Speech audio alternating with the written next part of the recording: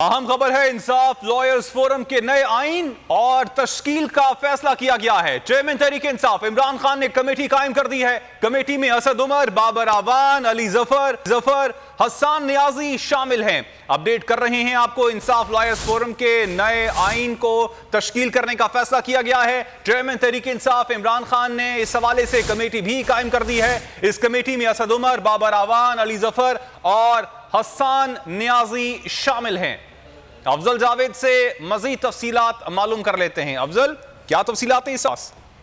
आज देखें, पाकिस्तान तहरीक इंसाफ ने जो इंसाफ लॉयर्स फोरम के नए आइन और तश्कील नौ का फैसला कर लिया, इस वजह से चेयरमैन तहरीक इंसाफ इमरान खान ने जो बाकायदा तौर पर कमेटी भी कायम कर दी है। उस कमेटी में पार्टी के जो सेक्रेटरी जनरल है असद उमर, सीनियर कानूनदान बाबर अवान, अली जफर, हसन नियाजी भी शामिल है। और इमरान खान की तरफ हिदायत की गई है कि इस पार्टी के तश्कील नौ आइन के मामला को बेहतर बनाया जाए। और इमरान खान का ये भी कहना है कि वकला के लिए तहरीक इंसाफ में दाखिले के दरवाजे खुले हैं। कानूनी बालादस्ती के लिए जो है वकला हर वक्त दस्ता है और इस हवाले से कोशिशों को तेज किया जाए और ज्यादा से ज्यादा जो करना चाहते हैं उन्हें तहरीक इंसाफ का हिस्सा बनाया जाए।